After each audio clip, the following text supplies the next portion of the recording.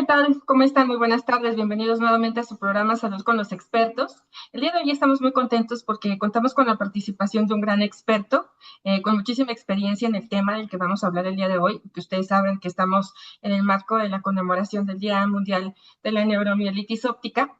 Justamente en esta jornada virtual tenemos la participación del doctor Alejandro Aguilar. Él es neurólogo del Servicio de Neurología del Centro Médico Nacional 20 de noviembre del ISSSTE y nos va a hablar justamente de algunas actualizaciones sobre los criterios diagnósticos internacionales de la neuromielitis óptica, entre otros aspectos muy importantes que tenemos que tomar en cuenta para poder identificar y tener más conciencia en esta patología. Agradezco mucho su tiempo, doctor. Muchísimas gracias por su participación. Muy honrados de que esté con nosotros en este programa. Muchísimas gracias por darme la oportunidad de estar con ustedes y de hablar de este tema que es tan interesante, tan bonito. Adelante, doctor. Bienvenido. Gracias. Gracias. Muy buena tarde. Yo soy Alejandro Aguilar para servir a todos ustedes. Gracias por la oportunidad de hablar para ustedes de este tema tan interesante. Yo soy neurólogo clínico y empezamos con este tema. Eh, es importante comentar desde el título, como se ve aquí en la imagen, que cuando oímos en una frase, en una palabra médica, esta terminación de itis significa inflamación. En este caso, la mielitis, pues es inflamación de la médula y óptico se refiere al nervio óptico. ¿Qué es entonces la neuromielitis óptica? Es un síndrome. De repente pensamos que la neuromielitis óptica es una enfermedad, sin embargo no lo es, no es así. Es un síndrome. O sea que es un conjunto de signos, de síntomas que tiene la persona que está frente a nosotros, todos ellos que pueden ser debidos a muchas enfermedades. En este caso, la neuromielitis óptica es inflamatorio del sistema nervioso central, como se ve aquí en la imagen, y que está asociado a la formación de anticuerpos de tipo inmunoglobulina G contra una molécula de proteína muy particular que se encuentra localizada en las membranas de algunas células de nuestro sistema nervioso central que se llaman astrocitos. La proteína se llama aquaporina 4.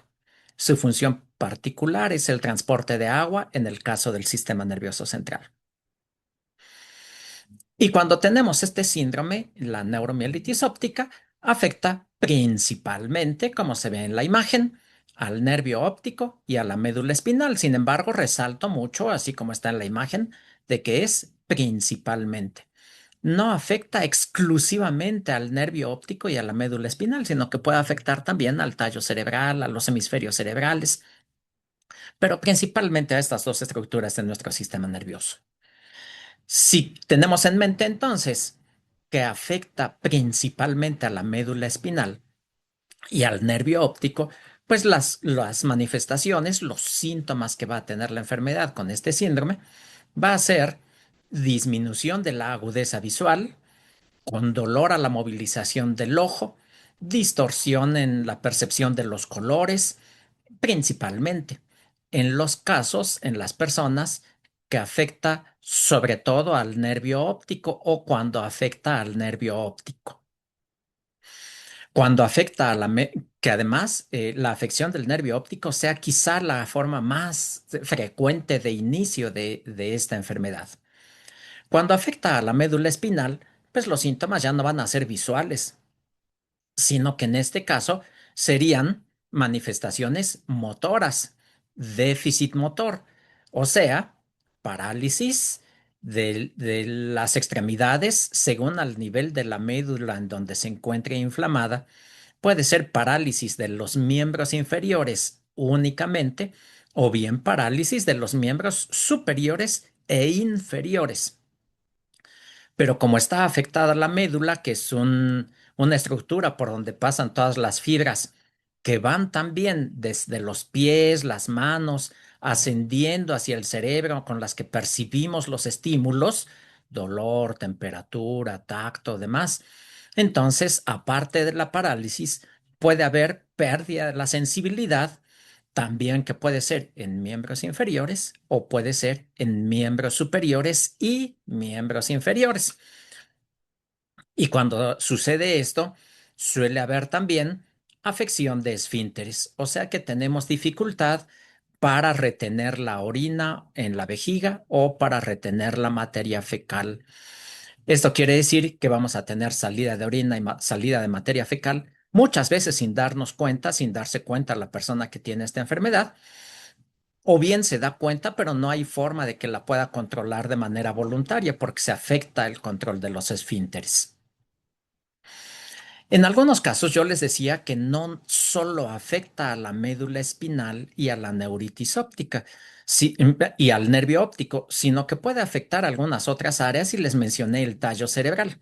Cuando se afecta el tallo cerebral, la manifestación más frecuente es la aparición de hipo o bien ganas de vomitar, náusea, o bien vómitos, todos estos inexplicables. Se hacen estudios, se revisa a la persona que está frente a nosotros y no tienen ningún signo, ningún síntoma de enfermedad de tubo digestivo que explique ninguna de estas tres manifestaciones. Y ahí están. Lo más problemático de esto es que son intratables, no hay forma de quitarlos o cuesta mucho trabajo quitarlos con medicamentos.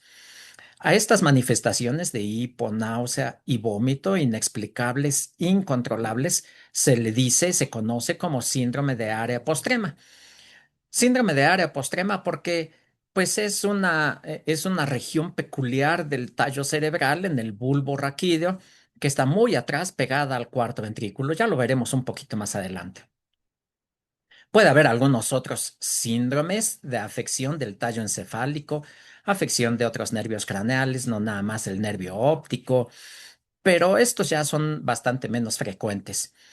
Y puede haber narcolepsia, que se refiere a una entidad, a una situación en donde la persona, sin control alguno, se queda dormida sin poderlo controlar, sin motivo, súbitamente, aunque esté trabajando, aunque esté haciendo lo que sea, se duerme unos minutos, 1 minuto, 2 minutos, 3 minutos y se recupera otra vez el estado de conciencia. A eso se le llama narcolepsia. Y un síndrome diencefálico, que es cuando se inflama, se afecta el tálamo, de tal manera que entonces podríamos tener otras manifestaciones. En este caso sería afección del lenguaje, afección de la memoria, predominantemente. No les digo que de la sensibilidad, el tálamo se encarga es un sitio de relevo de los estímulos sensitivos hacia el cerebro. Se pierde ese relevo y entonces, por lo tanto, la persona no siente. Pero si ya comentábamos que puede estar afectada la médula y por eso no sentir, pues eso puede pasar desapercibido. Sin embargo, las otras manifestaciones que les comenté, alteración del lenguaje, alteración de la memoria y algunas otras, esas son aparte y no son manifestaciones, no son síntomas frecuentes de la enfermedad de la neuromielitis óptica. El otro punto que debemos de tener en mente, aparte de los síntomas que ya les comenté, es que esta enfermedad, este síndrome inflamatorio, se caracteriza porque tiene episodios recurrentes de estos síntomas. No necesariamente va a ser siempre de nervio óptico. Puede ser hoy afección del nervio óptico, se corrige el brote, se cura el brote y dentro de unas semanas o meses o años tener otro episodio de inflamación, pero ahora del nervio óptico del lado contrario o de la médula espinal o de tálamo, según sea el caso, puede ser cualquiera de ellos. Lo interesante aquí, lo complicado aquí, es que son episodios recurrentes. A estos episodios recurrentes les llamamos brotes. Bueno, la población en general les llama brotes. Nosotros le decimos episodios recurrentes de los síntomas. Cuando tenemos ya los síntomas de la enfermedad que nos hacen sospechar que una persona tiene neuromielitis óptica, entonces el estudio de más valor probablemente sea la resonancia magnética. Lo que estamos viendo aquí en esta imagen son 3 cortes de resonancia magnética. El primero es en una secuencia que se llama FLAIR y pueden ver cómo, señalado por la flecha blanca, se ve esta zona aquí mucho más blanca que el resto. corresponde al nervio óptico del lado derecho. Aquí está el quiasma óptico.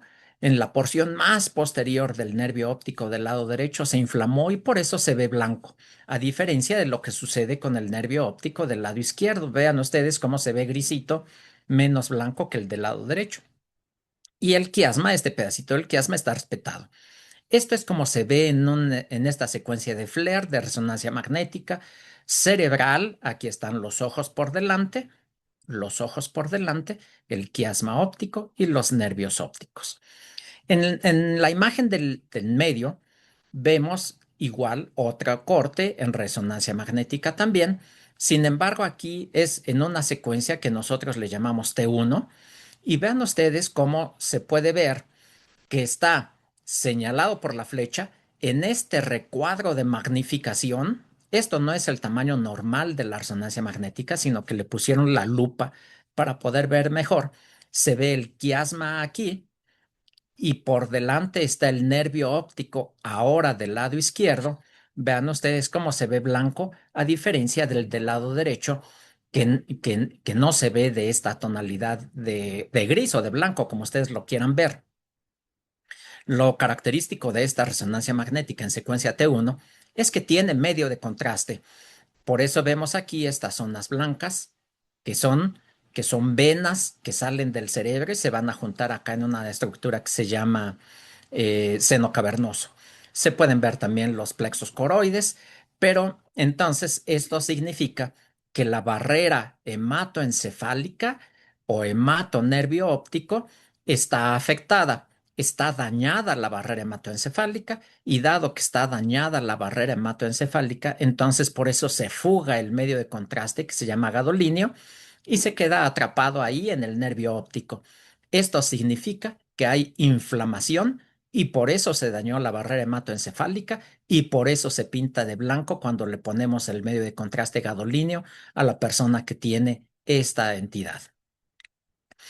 Y en la imagen marcada con la letra C, que es la del lado derecho, sucede algo exactamente igual. Vean ustedes el nervio óptico del lado derecho, cómo se ve esta tonalidad de gris, que es lo normal, en secuencia T1, otra vez con medio de contraste, por eso se ve aquí la tienda del cerebelo, se ve acá el seno longitudinal superior, con medio de contraste esta resonancia magnética, cortes transversales o cortes axiales, y en el nervio óptico del lado derecho, se ve otra vez más blanco que el del lado derecho y por eso sabemos que aquí está dañada la barrera hematoencefálica por un proceso inflamatorio del nervio óptico. Esto significa que tiene neuritis óptica o neuritis retrovulvar se le ha llamado también. Este sería un estudio de alto valor para el diagnóstico de neuromielitis óptica. Aquí tenemos ya el diagnóstico de que está inflamado el nervio óptico y nos obliga a pensar en este diagnóstico. Comentábamos también hace un momento que el otro sitio que se afecta frecuentemente en la neuromielitis óptica es la médula espinal. Vean ustedes cómo se debe de ver la médula espinal. Este es el bulbo raquídeo y la médula espinal. Cómo se debe de ver en su tonalidad de gris, se debe de ver homogéneo como acá arriba. Y vean ustedes cómo cuando empezamos a bajar se ve blanca la médula espinal hacia el centro de la médula espinal y además muy larga. Esta es la segunda vértebra cervical que se llama axis, y aquí está el atlas, la porción posterior, la porción anterior del atlas y el axis. Este es la apófisis odontoides de la segunda vértebra cervical. Y contamos segunda, tercera, cuarta, quinta y así sucesivamente hasta abajo. Y vean ustedes cómo se ve esta zona blanca que nosotros le decimos hiperintensa en la médula espinal, en la porción central de la médula espinal, pero es muy larga, de más de 3 cuerpos vertebrales.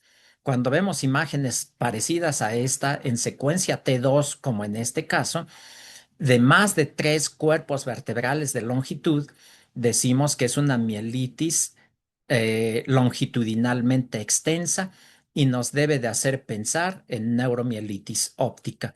Si tiene síntomas de afección de la médula espinal, debilidad, déficit sensitivo, afección de esfínteres y hay el nivel medular por arriba de C2, pues entonces casi debemos asegurar, casi debiéramos asegurar que esta persona tiene neuromielitis óptica. En T1 lo que vemos, que es la imagen de en medio, la imagen del centro, vean ustedes cómo la médula se ve hipointensa, o sea, más gris, más oscura que el resto, que el borde, que la orillita de la médula espinal. Y cuando le ponemos medio de contraste, vean ustedes cómo se pinta de blanco. Esta secuencia es igual cervical, pero con medio de contraste, y vean ustedes cómo se ve blanco, todo blanco, porque está dañada la barrera hemato-médula y por eso se fuga el gadolíneo hacia el parénquima medular. Vean ustedes el tamaño de la lesión en comparación con la médula espinal. O bien se pueden ver lesiones de este tipo, brillantes, blancas, también en la médula espinal, todas sugestivas de neuromielitis óptica. Entonces, si vemos estas imágenes y tiene los síntomas y signos que ya comentamos en varias ocasiones, pues debemos de pensar casi exclusivamente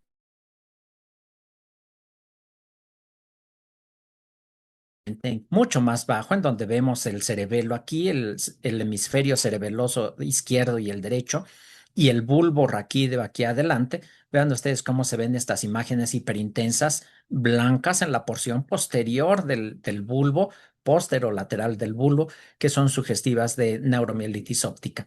Y este es el área postrema, muy atrás, muy en la porción más posterior del bulbo, en la porción alta del bulbo y el cuarto ventrículo aquí, que es una cavidad que todos tenemos dentro del cerebro.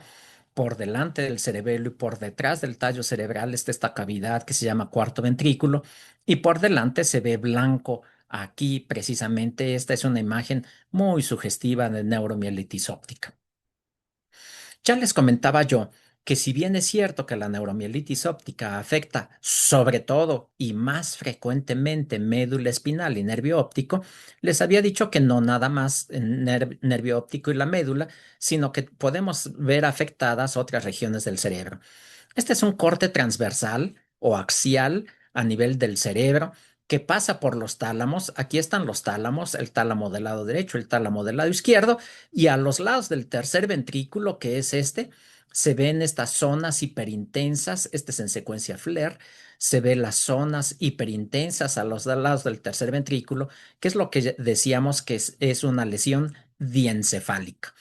Entonces, vamos viendo las diferentes variantes de la imagen que podemos ver en las personas que tienen este síndrome. Según los síntomas que tiene la persona, según las imágenes que veamos, comparándolas con las que ya vimos, debemos de pensar que sí, muy probablemente la persona que está frente a nosotros tenga neuromielitis óptica. Sin embargo, pueden ser algunas otras entidades. Ya les decía yo que es un síndrome. Puede ser esta entidad que se llama MOGAD o anticuerpos anti-MOG, o bien esclerosis múltiple, como se ve aquí, o bien otras enfermedades inmunológicas sistémicas, como la enfermedad de Behçet, la sarcoidosis, artritis reumatoide, Sjögren, anti-NMDA. O sea que hay muchas enfermedades, mielitis transversas debidas a enfermedad, infección viral, herpes zóster, herpes simple, muchas enfermedades como las vasculares, CADASIL y algunas otras que debemos de demostrar que no son. Sí, pensamos por los síntomas, los signos y la resonancia magnética que es neuromielitis óptica, pero debemos demostrar que no es ninguna otra enfermedad que se le parezca. Esta imagen es mala para presentar en una presentación como la que yo estoy haciendo, pero el objetivo no es revisar cada una de las entidades que se ve aquí, no es el objetivo analizar cada una de estas y decir en qué se parecen, en qué se diferencian de la neuromielitis óptica, sino tener una idea de la gran cantidad de enfermedades que pueden dar síntomas parecidos a la neuromielitis óptica y que por lo tanto debemos hacer estudios para demostrar que no es ninguna de estas. Eso es lo importante de esta imagen. ¿Qué hacemos entonces? Miren, ¿cuál es el sistema de pensamiento del neurólogo que atiende este tipo de enfermedades? Pues es este. Primero, tenemos los síntomas, como se ve acá en la parte más alta de la imagen. Tenemos los síntomas y los signos altamente sospechosos de neuromielitis óptica, como se ve aquí. De acuerdo a los síntomas y los signos, ya pensamos que tiene neuromielitis óptica. Ahora, ¿qué es lo que vamos a hacer? Déjenme quitar el recuadro a ver si puedo. ¿Qué es lo que vamos a hacer?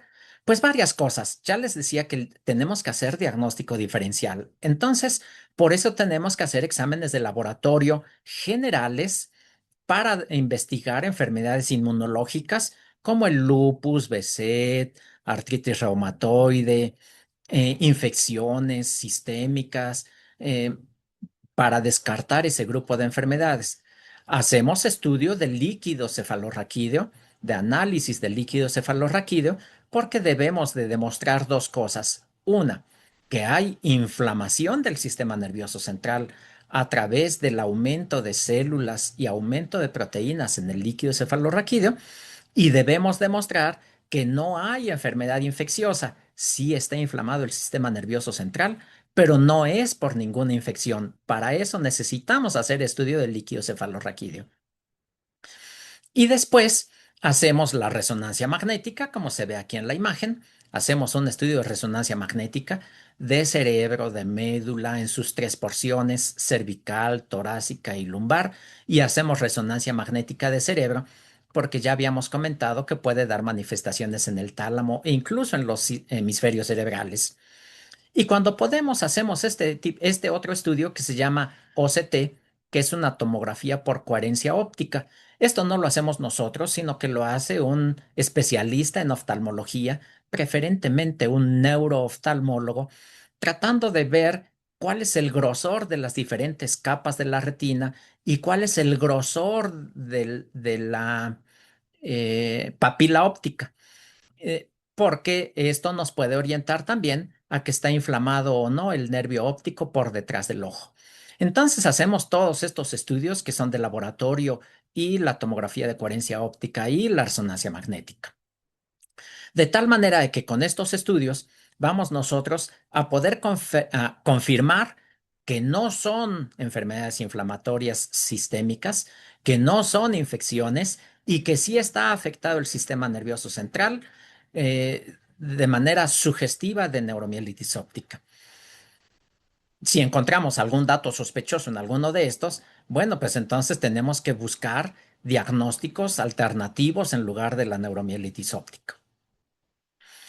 Y por otro lado, hacemos el diagnóstico más específico para confirmar hacemos estudios para confirmar el diagnóstico de neuromielitis óptica, que es la determinación de anticuerpos IgG contra aquaporina 4, como habíamos dicho desde la primera o segunda imagen que revisamos. Cuando salen positivos estos anticuerpos anti-aquaporina 4, bueno, pues entonces ya no nos queda duda de que síntomas típicos de la enfermedad, cuadro clínico sugestivo de neuromielitis óptica y anticuerpos positivos, pues es el diagnóstico de neuromielitis óptica y entonces nos enfocamos a dar el tratamiento.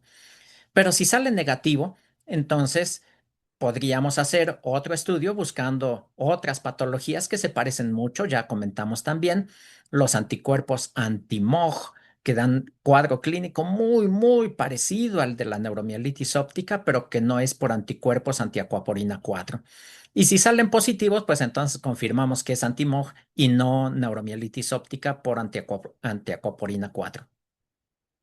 Si salen negativos, podemos repetir los estudios, otra vez el de antiacuaporina 4, porque la sensibilidad no es muy alta, alrededor del 60-70%, o sea que el 30-40% de las personas que tienen neuromielitis óptica pueden salir con anticuerpos negativos en la primera determinación. Entonces repetimos el estudio para ver si podemos confirmar o no el diagnóstico. Esta es la forma de abordarlo clínicamente, es la forma en que el neurólogo está pensando cuando está frente a una persona sospechosa de neuromielitis óptica. Ahora bien, ya confirmamos, vamos a hacer de cuenta que ya confirmamos el diagnóstico de neuromielitis óptica por laboratorio y por resonancia magnética. ¿Quiénes son las personas que se enferman de este síndrome o de esta enfermedad? Vean ustedes, corresponde a 0.3 o bien 4.4, entre 0.3 y 4.4 por cada 100,000 habitantes. O sea que es bien poquito frecuente esta enfermedad. Esto hace que corresponda a un gran grupo de enfermedades que reconocemos todos como enfermedades raras. Sí es cierto, una por una son enfermedades raras, pero cuando juntamos las enfermedades raras, son las más comunes, son las más frecuentes que hay en la población. Pero este es otro cantar, esta es otra cosa de la cual no vamos a hablar ahorita. El caso es que la neuromielitis óptica cae dentro del grupo de enfermedades raras, que son aquellas que tienen menos de 5 por cada 10.000 habitantes. Aquí varía entre 3 y 40, entre 3 y 40 por cada 10.000 habitantes. Si hacemos un cálculo, esto es un cálculo mío, esto no está publicado en alguna revista, pero es un cálculo mío. Según esta prevalencia que está aquí reportada, nosotros aquí en nuestro país tendríamos alrededor de 1.200 enfermos de neuromielitis óptica en todo el país. Vean ustedes cómo son bien poquitos, bien poquitas personas, afortunadamente, las que tienen esta situación. El problema no es eso. El problema es que esta enfermedad afecta sobre todo a mujeres. El 80% de las personas con neuromielitis óptica son mujeres. La gran mayoría de ellas son jóvenes de entre 30 y 40 años de edad. Imagínense que son mujeres recientemente casadas, con niños pequeños, en edad escolar, con esposos muy jóvenes, que empiezan con estas manifestaciones que se queden paralizadas de la cintura para abajo o incluso las cuatro extremidades. Eso es una situación grave, catastrófica para la familia. Los niños poco frecuentemente se enferman de esta enfermedad y la prevalencia varía dependiendo de la región mundial. Es una enfermedad que se presenta en todas las partes del mundo, pero más en unas regiones que en otras. Por ejemplo, eh, de todas las enfermedades desmielinizantes, el grupo en el que cae también la esclerosis múltiple, el 1 al 2% de todos ellos son neuromielitis óptica, son poquitos, son poco frecuentes. Esto sucede en Estados Unidos y en Italia. ¿Qué pasa aquí en nuestro país? Es un poquito mayor. Alrededor de 8% de todas de las personas que tienen enfermedades desmielinizantes corresponden a neuromielitis óptica. Por alguna razón genética, ya sabemos que es genética, los que tienen más carga genética de la que decimos amerindia, o sea, nativos indígenas mexicanos, más ascendencia de ese tipo, tienen más riesgo de desarrollar la neuromielitis óptica que las personas que son de piel blanca, rubias, como los estadounidenses, italianos, alemanes y demás. Ahora, habíamos dicho que esta enfermedad evoluciona por brotes que son recurrentes. No sabemos en cuánto tiempo se van a tener las recurrencias. Puede ser 2 meses, 3 meses, 6 meses o un año, no sabemos, pero sí que evoluciona por brotes. ¿Cuál es el tratamiento entonces? Bueno, pues el tratamiento va a ser quitar el brote, acabar con el brote. Y esta es una urgencia real neurológica. Mientras más pronto se dé el tratamiento, el pronóstico para la persona que tiene la enfermedad es mejor. Pero no nada más debemos de tratar los brotes, porque si no, pues la persona va a estar recayendo y recayendo periódicamente. No sabemos cuándo, pero va a recaer. De tal manera que debemos de dar tratamiento modificador del curso de la enfermedad. Esto quiere decir que el objetivo de la medicina es tratar de evitar que tenga brotes, que tenga más brotes la persona que tiene la neuromielitis óptica. Y vamos a ver cuál es el tratamiento en cada caso. Para tratar los brotes, podemos utilizar metilprednisolona en bolos, decimos nosotros, en dosis de 1 gramo cada 24 horas por periodos de 5 días o 7 días. Casi siempre son 5 días. Hay quien dice que 3, pero no, más bien son 5 días. Este es un medicamento, la prednisolona, la metilprednisolona, es un medicamento que pertenece al grupo de los medicamentos que todos conocemos como cortisona. Aquí lo puse así porque, sobre todo personas que me puedan oír y que no son médicos, a lo mejor no ubican este nombre de metilprednisolona, pero si les digo cortisona, ahí sí lo van a ubicar prácticamente todos. Entonces, metilprednisolona, 1 gramo todos los días en la vena intravenoso durante 5 días aproximadamente. Si no es metilprednisolona, podemos utilizar inmunoglobulina, que es un medicamento muy caro, es una inmunoglobulina, es una defensa producida en personas y que se concentra a través en los laboratorios, se concentra para venderla en frascos. La inmunoglobulina, que damos 4 gramos de inmunoglobulina dividida en periodos de 5 días. 4 gramos entre 5, 4 gramos por kilo de peso entre 5, y eso es lo que vamos a dar de inmunoglobulina en un periodo de 5 días. No nos gusta mucho darle inmunoglobulina, con todo que sí es efectiva, sí es eficiente, sí es eficaz para quitar los brotes de, de la neuromielitis óptica, pero no nos gusta mucho porque no hace efecto de inmediato, se puede tardar unos días en iniciar el efecto. Y si dimos inmunoglobulina, el efecto máximo se va a tardar algunas semanas en hacer su efecto. De tal manera que el dar inmunoglobulina nos limita después para dar este tipo de tratamiento, que es otra opción de tratamiento que se llama plasmaféresis, que consiste en sacar sangre, grandes volúmenes de sangre, pasan a través de una máquina que separa los elementos formes, las células, glóbulos rojos, glóbulos blancos, las plaquetas, todas estas células que circulan en la sangre, las separan del componente líquido de la sangre que se llama plasma.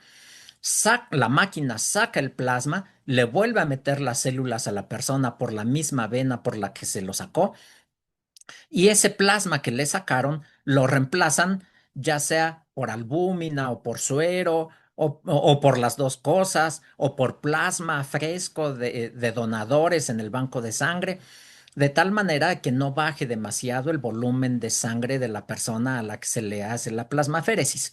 Si nosotros le pusimos inmunoglobulina pocos días antes, es recomendable no hacer plasmaféresis porque le voy a sacar la inmunoglobulina que apenas iba a empezar a hacer efecto. Entonces, casi siempre damos metilprednisolona en lo que la persona se somete a los exámenes de laboratorio, resonancia, ver que sí va a tolerar la plasmaféresis. Por otro lado, de los tres, probablemente el más eficiente, el más bueno para controlar, para detener la progresión del brote de neuromielitis óptica, es este último, la plasmaféresis.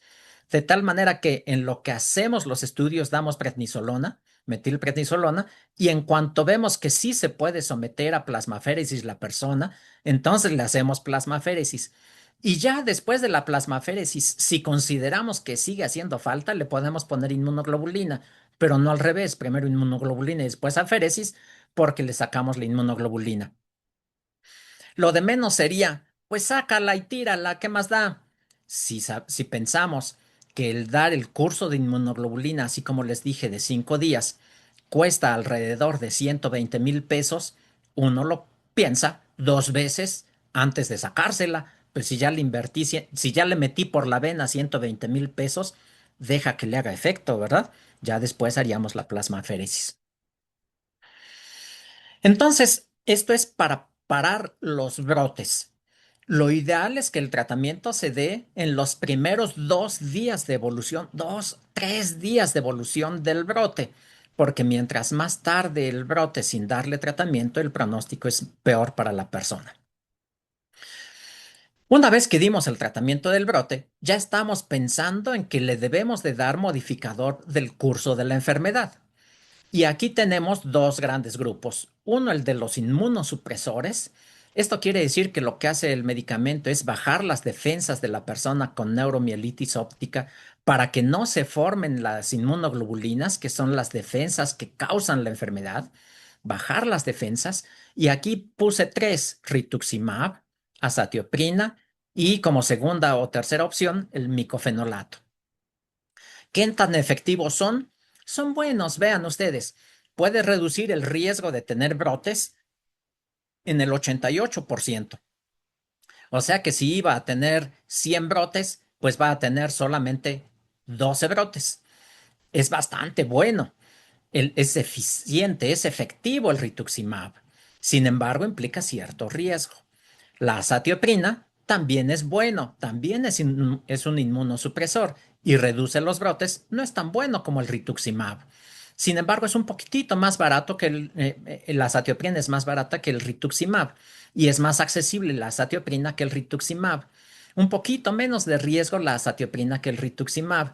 Entonces, quizá eligiéramos la azatioprina, pero es más efectivo el rituximab. Damos rituximab como tratamiento, como modificador del curso de la enfermedad. El micofenolato también está escrito, está publicado que puede ser útil con una reducción de brotes del 87,4% o bien metotrexate. Sin embargo, la experiencia que hemos tenido nosotros en el Hospital 20 de Noviembre es que ni el micofenolato ni la azatioprina son tan buenos como el rituximab para reducir el riesgo de brotes de neuromielitis óptica. Por lo tanto, utilizamos rituximab. Entonces, con todo y que los inmunosupresores son una buena alternativa, son buena alternativa de tratamiento de las personas con neuromielitis óptica, tenemos otras que son bastante más nuevas, un poquito más efectivas que los inmunosupresores, pero también con un poquito más de riesgo. Aquí yo registré 4 de los biológicos. ¿Por qué les decimos biológicos? Porque son inmunoglobulinas monoclonales producidas en laboratorios que lo que hacen es pegarse con las moléculas de leucocitos, linfocitos B o linfocitos T, o bien con el complemento, de tal manera de evitar que, que se desarrolle todo el proceso de daño del sistema nervioso central. Aquí les puse 4: el satralizumab, tocilizumab, eculizumab y ravulizumab. Todos los 4 los tenemos autorizados aquí en nuestro país. Están autorizados por el Consejo de Salubridad General. Ya los podemos prescribir. El satralizumab y el tocilizumab son anticuerpos monoclonales que están dirigidos para inhibir la interleucina 6, que es una molécula que lo que hace es facilitar la entrada de células y anticuerpos de la sangre hacia el sistema nervioso central. Y esta interleucina 6 facilita el que se activen las moléculas de anticuerpo, antiacoporina y se peguen en la célula y se desarrolle todo el proceso de daño al sistema nervioso central. Los dos tienen un mecanismo parecido.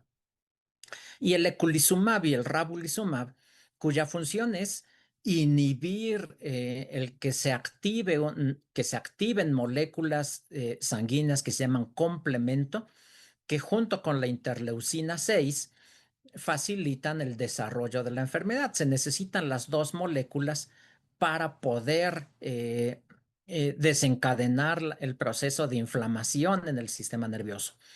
Entonces, si inhibimos cualquiera de las dos, el complemento o la interleucina 6, o bien a través de otros mecanismos como el rituximab o la azatioprina, vamos a impedir que entren las células o que se active el proceso de daño al sistema nervioso central y por lo tanto se reduce el riesgo de tener nuevos brotes, nuevas recaídas de neuromielitis óptica. Esto es bien importante porque cada brote de la enfermedad es tan severo que casi siempre deja secuelas, casi siempre deja lesiones de recuerdo que suelen ser muy graves, parálisis o debilidad severa de las extremidades inferiores o de las 4 extremidades, y queremos que eso no suceda. Por eso lo más pronto posible hay que dar el tratamiento para los brotes y lo más pronto posible también el tratamiento modificador del curso de la enfermedad. Obviamente después de esto se requiere la rehabilitación física, pero de eso ya no vamos a hablar nosotros. Y con esto yo termino. Espero que haya sido de utilidad, que me haya podido explicar y que me hayan entendido. Muchísimas gracias. Muchas gracias, doctora Aguilera. Por supuesto, agradecemos mucho la información que usted nos brindó el día de hoy, que aunque hubieron datos específicos desde su expertise, desde la parte de neurología, pues creo que fue bastante claro, ¿no? Saber cuáles son los síntomas también, cuál es el diagnóstico diferencial, qué otras enfermedades también se pudieran haber sospechado, ¿no? Y creo que es lo que es importante descartar. Doctor, si nos ayuda a quitar la presentación, por favor, a dejar de compartir. Sí. Muchas gracias, doctor. Y bueno, para poder darle continuidad a a esta cápsula, doctor, esta jornada, quisiera que por favor nos pudiera brindar un mensaje dirigido a todos aquellos profesionales de la salud y sobre todo a los médicos en formación.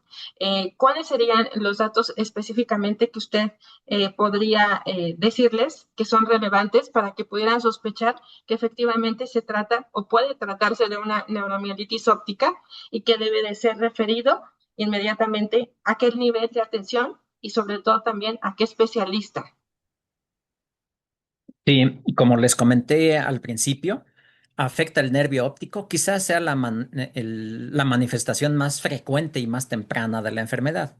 Se inflama el nervio óptico y es uno de los dos. Y esto da lugar a disminución de la capacidad visual. Empiezan a ver borroso, como una cortina, como si estuvieran viendo a través de un cristal esmerilado, o bien por completo dejan de ver, se pone todo negro su campo visual de ese ojo. Menos frecuentemente es eh, pérdida de un pedacito del campo visual de un ojo. Eso es poco común. Casi siempre es todo el campo visual del ojo. Y acompañado de dolor del ojo, sobre todo cuando hacen movimientos hacia afuera o hacia adentro del ojo, o hacia arriba y hacia abajo, les causa dolor. Entonces, déficit visual, alteración en la percepción de los colores y dolor a la movilización del ojo, de uno o de los dos. Puede ser neuritis óptica bilateral, sí, sí puede ser, pero no es lo común, suele ser un ojo nada más. Esa es una de las manifestaciones. Y la otra, que es de los cardinales, la inflamación de la médula espinal, ya sea a nivel cervical o torácico o lumbar. Casi siempre es cervical baja y dorsal alta o dorsal, de tal manera que da paraparesia, decimos nosotros, paraparesia o paraplegia.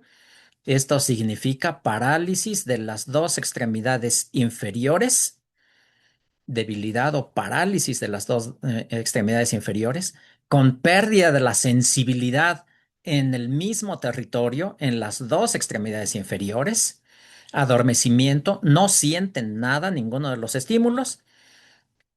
Nosotros decimos que tienen un nivel sensitivo, de tal manera que si sienten, vamos explorando de arriba hacia abajo.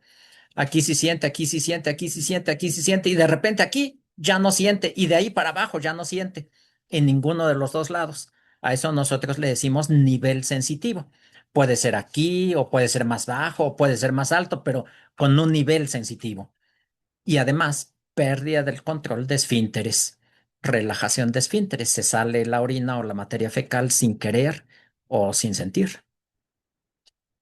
Ok, doctor, muchas gracias. Y otra de las preguntas también que tenemos aquí, a veces la llamada odisea diagnóstica y sobre todo el tiempo que se tarda para poder identificar y dar un diagnóstico certero, tratándose de esta enfermedad ultra rara, como ya lo mencionaba también el tema de epidemiología, incluso aquí en México, en estimación. ¿Cuál es el porcentaje de tiempo que se tarda? O sea, es decir, el tiempo estimado que usted ha visto o que se ha conocido en nuestro país o incluso en otros países el tiempo que se tarda en diagnosticar a un paciente. Sabemos que, como bien lo dice, ya mencionó que por lo regular son mujeres, en una edad pues meramente en la adultez, ¿no? Pero sobre todo, ¿cuánto tiempo tardan en tener un diagnóstico en mano y sobre todo también que estén ya atendiéndose con algún especialista o con una serie de especialistas que tratan esta enfermedad de manera integral? Fíjese que gracias a Dios, el diagnóstico no es tan lento, tan tardado como en otras enfermedades raras por deficiencias enzimáticas, por ejemplo, en donde se tardan meses o incluso años en llegar al diagnóstico. O quizás sea por la difusión que se ha hecho, no sé, pero los síntomas catastróficos, eso de en 2, 3 días quedarse sin poderse mover de las piernas o de las cuatro extremidades, es muy llamativo y rápidamente se busca la atención tanto por el enfermo como por los médicos. De tal manera que nosotros vemos que las personas que tienen estos síntomas llegan a la consulta con nosotros, cuando menos en el Hospital 20 de Noviembre donde trabajo, llegan en poco tiempo, 2 semanas, una semana. Estamos bien atentos de tal manera de ante la menor sospecha, mujer, joven, con paraplegia o afección de esfínteres, pasa prácticamente sin pensarlo nosotros, pasa a nuestro servicio, la hospitalizamos y en una semana, semana y media ya está recibiendo tratamiento. Entonces, llegan, podríamos verlo desde dos puntos de vista. Llegan rápido, porque es una semana, pero llegan demasiado tarde, porque yo decía que el tratamiento, lo ideal es que se empiece en los primeros 2 días o 3 días. Si no llega así, nosotros hemos visto las consecuencias. Se quedan cuadriplégicos, o sea, sin mover ninguna de las extremidades, ninguna de las cuatro, sin sentir ninguna de las cuatro extremidades. Entonces, eso es catastrófico, pero afortunadamente llegan rápido, en una semana, dos, mucho. Sí, sí, sobre todo como dice usted, ¿no, doctor? Que inmediatamente lo refieren a su área y bueno, pues ustedes que también están plenamente capacitados y con esta experiencia en el 20 de noviembre, donde también hemos tenido la oportunidad de escuchar a diferentes especialistas, a la doctora Lexi y a otros especialistas también que atienden enfermedades pues raras, ¿no? En otro grupo específicamente, ¿no? Entonces, bueno, doctor, pues muchísima información. Esperemos que sí sea la primera, no la última vez que lo tengamos con nosotros para poder seguir compartiendo este tipo de información en estas patologías. Esta ocasión, en esta jornada virtual, pues es en conmemoración de este día, precisamente para seguir dando difusión, promover la importancia y la conciencia en estas enfermedades y sobre todo también en que la población a cualquier síntoma específico pues acuda lo más pronto posible a atención médica.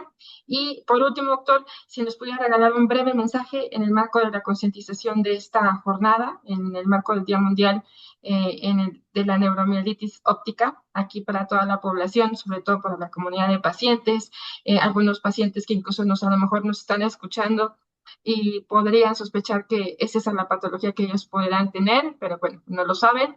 Creo que es lo que hacemos desde Cebras México, concientizar, informar para que de esta manera llegue a más gente y que se pueda entender mejor desde la parte de ustedes, los especialistas con experiencia aquí en México, a dónde pueden acudir y sobre todo también cómo se puede sospechar. Sí, eh, yo pienso que lo primero que debemos hacer es dar a conocer los síntomas que los médicos en general, sobre todo de especialidad internistas para arriba, prácticamente todos estamos conscientes, pero difundir los síntomas. De todos modos, es muy, muy llamativo y es difícil que a un médico se le vaya el sospechar o el pensar que algo grave está sucediendo cuando dejan de ver con un ojo en 1 o 2 días. Ya no veo y antes veía muy bien. Eso llama mucho la atención. Si deja de ver una persona, piensen en neuromielitis óptica. Lo pueden mandar a oftalmología, sin embargo, de repente resbalamos también con con los oftalmólogos, ya sea que se vaya con un oftalmólogo o enviarlo a un hospital de segundo nivel donde haya neurólogos, enviarlo lo más pronto posible a urgencias. Y lo mismo sucede si se quedan con debilidad de de los miembros, de las extremidades, tienen que ir lo más pronto posible. Yo suelo decirles a los médicos, jóvenes médicos en formación, aquí entre paréntesis, estudiantes de medicina, suelo decirles, si ya lo pensaste, si ya dijiste, ¿será que tiene neuritis óptica? Mándalo, ya ahorita. No digas, a ver si mañana porque se cansó mucho. No, ya lo pensaste, ya ahorita, mándalo, en este momento.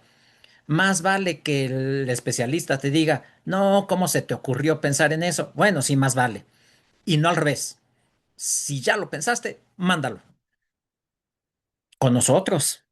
Bueno, ¿qué puedo decir yo, verdad? Neurólogo, ¿qué puedo Claro, decir yo? doctor, no, por supuesto, ¿no? Y qué bueno que mande ese mensaje porque creo que eso es importante. Más vale descartar y no desaprovechar esta ventana de oportunidad de prevención que le cambia totalmente la vida a una persona, a una familia y a una sociedad. Así es. Muchas gracias, doctor. Nuevamente es un placer para nosotros haber lo tenido el día de hoy con nosotros. Le mandamos un gran abrazo y gracias a ustedes también por sintonizarnos en una cápsula más de salud con los expertos. Gracias, doctor. Muchísimas gracias a ustedes, fue un honor.